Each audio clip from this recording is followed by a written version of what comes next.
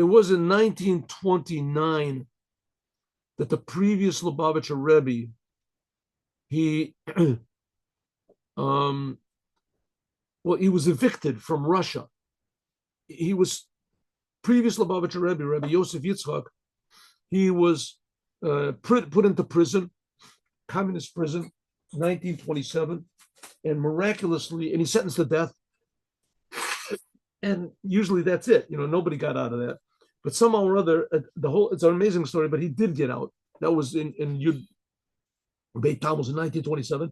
And from then he went briefly into Latvia and Poland. And in any case, in 19, and he married his daughter to our Rebbe.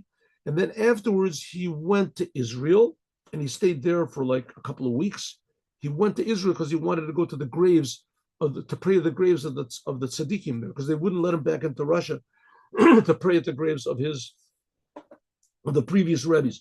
And then he went to America, and he stayed in America for like, I don't know, 10 months, 11 months. Stayed in America, and he visited a lot of different places in America. And one of the places he visited was Chicago. His visit was very advertised. It was advertised by the newspapers. It was a big thing. First of all, because he got out of communist Russia. Communism was a big enemy of America. And he was a Jew that defied communism. He actually went through it. Big novelty. And he was sort of like a hero a little bit. Anyway, so he came to Chicago. And when he was in Chicago, he stayed by the house of a Chassid Chabad. There were Chassidic Chabad over there. I'm sorry, I don't know the name of the person who he stayed by, but he stayed by him. It was a large house, and it got advertised, and he was able to receive a crowd. So they came to him one at a time, and they asked for his advice or for his blessing. They knew that he was a holy person and a wise person, etc. But there was also in America the spirit of Judaism in America was, going out the window. It was just deteriorating at an amazing pace. People came to America. Here we can be free. America. The saying was, America is different. America is underish, it says. There were a lot of Jews whose parents had been religious, and they just left the whole business. They left the whole entire thing. Came to America, and now they're free. They don't have to worry about being religious with all stuffy old people learning books all the time. So there was a group of young men, Jewish men, and they had cast off the yoke of Judaism to varying degrees, or let's say they held on to Judaism to varying degrees, some of them completely not. They all knew that they were Jews. And so here comes, the big rabbi is coming. So obviously, it was certain by them that this big rabbi is some sort of a faker. It can't be rabbi gives blessings. You have to remember also there was no such thing as holy rabbis by American Jews. A rabbi was a rabbi. He led a congregation. He was a religious leader, and he gave advice. He made speeches, whatever speeches. And that's a rabbi. He's a religious figure. And in America, there's freedom of religion. So you have your religion, we have our religion. But there'd be a holy rabbi that he wants to bless all mankind. That's not Judaism. Judaism is a little religion, and we keep to ourselves. We don't exactly know why, but there is a Judaism is going to conquer the whole world.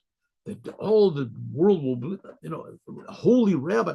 Anyway, so they figured this man is coming. He makes himself to be a big rabbi, a big holy person, and people are going to come to see him. It's obviously a scam, some sort of a scam. It can't be real. So they all got together. I guess there was 5 of them or something like that, and they came in a car, and the address where the Rebbe was, and they figured they're going to go in and show the world that they know better than everybody else. And the fact is, they had a good point, because they didn't understand what's going on over here. Because they're going to go. So they came to the house where the Rebbe was at, and there was a big crowd waiting outside. And some were like businessmen, regular people. So that's sort of, that's sort of,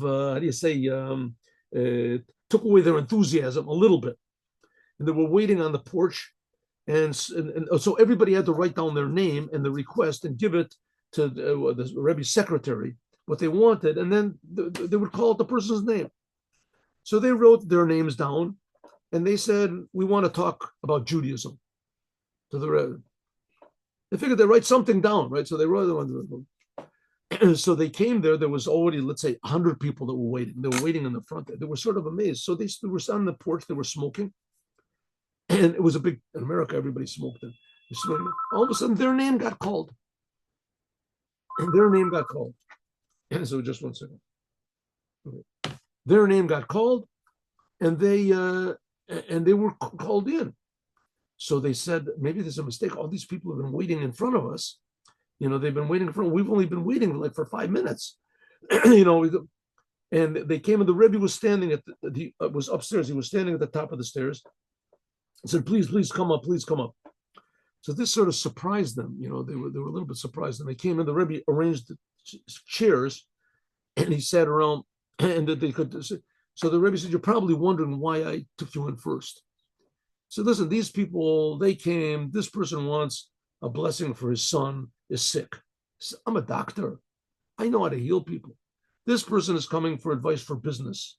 I'm a businessman. I know about business, whatever. This other person, he's coming because he has problems in his family, right? I'm a marital counselor. Said, I'm a religious man. I believe in God. I I give blessings to people because I like people. I want. That's not my job. Is not to be a businessman or to give advice. It happens to be that my blessings work. Says that, but you says I am a rabbi, and my expertise is Judaism. And you're the ones that are coming. The reason that I'm here is for people like you. And now, so the Rebbe spoke to them for a while, and he spoke to them about the importance of doing commandments, and he spoke to them about the greatness of being a Jew and the importance of learning Torah, and he spoke to them in a very pleasant way. The Rebbe was a very, very pleasant person, the previous Rebbe. He was very pleasant, and he was also very, how do you say, positive. It was always like a smile on his face, a genuine smile on his face, despite the fact that he was tortured. He suffered terrible tortures when he was in prison. This is 1929. He wasn't paralyzed yet. But nevertheless, he saw what the other Chabad Jews and what the other Jews were going through in Russia, how they were being indiscriminately just killed and murdered, and Judaism was being, destroyed in Russia intentionally, especially the children. And nevertheless, he was always positive. So they came out from this meeting, and they were very, very impressed. And each one of them took on themselves that they're going to do a commandment. The whole attitude transformed totally. They didn't think that a rabbi is going to come, a big rabbi gives blessings, he would be such a nice, pleasant person, a genuine, happy person.